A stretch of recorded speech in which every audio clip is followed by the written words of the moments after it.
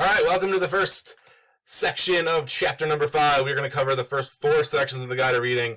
A lot of stuff happens in chapter 5. This is actually a small amount of pages in our book, but a lot of information is covered.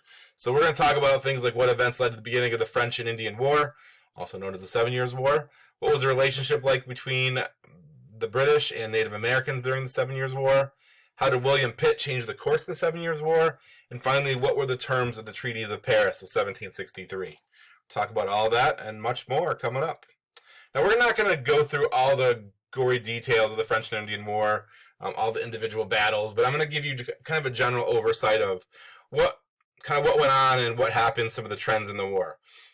French and Indian War, remember, was started in like 1754. It's also known as the 7 Years' War, although ironically it took 9 years to fight. The formal declaration actually happened in 1756, so that's one of the reasons for the discrepancies of the name of the war and actually how long it took to fight.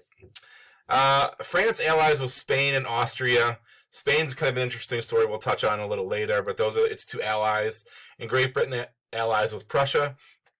Now, this isn't just fought in North America, so I want to make sure everybody's really clear on this. Remember, France and Great Britain were longtime enemies, and they have colonies all over the world, and they're really fighting this war on a number of different fronts. They're fighting it in North America, they're fighting it in Europe, they're fighting it in Africa, in India, in the Caribbean, in the Philippines. So fighting is happening in a lot of different spots. Hence why the colonists become kind of an integral part of this fight.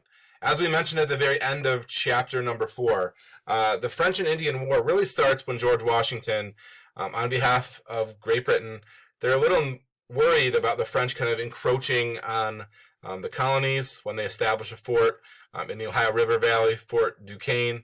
So George Washington kind of leads his troops out there, sets up a very crude fort known as Fort Necessity. They have a battle. George Washington loses at Fort Necessity. He goes home and he thinks that his military career is over. As it turns out, it's not. Now, Great Britain at this point can't let it go. They're just like, we got to beat these guys. This is terrible. They're going to do something really bad to us if we let them hang around North America. They make us nervous. So they send another kind of couple regiments led by a guy by the name of General Edward Braddock. George Washington also was present at this battle as well. They go back to Fort Duquesne, and again, the British are turned away. Edward Braddock actually ends up dying. So this is kind of the beginning of the war, the French and Indian War. Now, again, the war is fought in a lot of these different countries, but it's also fought in different locations in North America. There's skirmishes in New England, and the British do a lot better in New England, truth be told. They actually win some battles kind of in New England. They actually end up taking hostage these people called the Arcadias, who claim to be neutral, but they have French ancestors, so they're kind of shipped back to the interior of North America, neither here nor there. So they do a little better in other spots. Now the early part of the war, it must be noted that France really kind of is winning in a lot of different locales. They really kind of take control of North America. We're going to talk about this in a minute. And they're doing much better like in Europe and other parts of the world. So the early part of the war, it looked like it was going to be a French W, but it doesn't turn out being that way. May of 1756 is the formal declaration of war between France and Great Britain. Great Britain puts a guy by the name of John Campbell, who's the Earl of Loudoun. He's nicknamed the Lord of Loudoun, and people kind of hate him. Truth be told, he doesn't do a very good job. The French, on the other hand, put a guy by the name of Louis Joseph in charge. He's the Marquis de Montcalm. We're going to call him Montcalm for short from the rest of the time. He really takes control, wins kind of big victories up in Canada, and he sets the tone of just the French taking charge right away. Now, Native American Indians play a big part of the French and Indian War, and the Indian tribes a lot of them declare neutrality, or a lot of them side with the French. This is going to be a bad decision, as I don't want to give away who wins, but Indian tribes might want to make a different choice.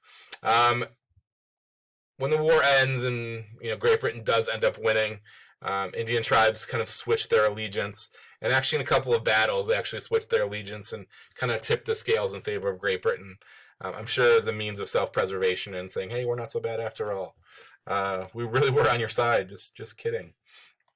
One of the things that really helps Great Britain along the way is the return of a man by the name of William Pitt. We talked about him in chapter number 4. Now he does some of the fighting, and then he kind of retreats and goes back to Europe. He leaves fighting in Prussia and comes back to the colonies to kind of turn the tide. And he really does turn the tide. A couple of things that he does is he starts winning battles. Just kidding. That's obvious. That's why he turns the tide. One of the reasons he does this and how he gets them to start winning battles is he does ask the colonies for more money. He asks the colonies for more men, so he wants to increase the size of the forces. And he promises to pay back the colonial assemblies with gold and silver. So that's kind of an important fact kind of going forward. Once he does this, Great Britain starts winning, and they start winning in a lot of locales. They start winning up in New England. They overtake the Marquis de Montcalm in Quebec. They win big battles in Montreal, and then they win big forts along the Great Lakes. So they really kind of overtake them in a lot of different spots. And in 1962, they win too, I suppose. In 1762, eventually they kind of end fighting in the colonies. Now, they're going to keep fighting in other parts of the world till 63. But it's over in the colonies a little quicker than that. Now, the Treaty of Paris is a big deal. Now, people go to Paris to negotiate this treaty. Who's going to get what? And it's going to be a big deal because it's going to help shape what becomes the United States. So a few of the big things is France is out of North America. The Treaty of Paris kicks France right out of North America. They no longer have colonies here. Great Britain gets title to all the French territory east of the Mississippi. So it's Mississippi River kind of to the Atlantic Ocean.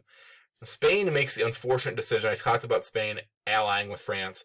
They make the rather dumb decision to ally with France right before they lose. So now, at the end of the war, Spain, who just got in, basically is on the hook. So that means they lose Spanish Florida to Great Britain. So Spain, by entering late, loses their colonies in Florida. It goes to Great Britain. Now, Spain does get something for their troubles. France has colonies west of the Mississippi and the port of New Orleans in Louisiana, and Spain gets control of those. And the port of New Orleans is going to be a pretty valuable piece of land, so that's a big get for them, even though they're on the losing side. So the Treaty of Paris is going to have some pretty important consequences kind of going forward. Okay, if anyone has any questions or comments, please feel free to contact me. If not, I will see you soon with the second video.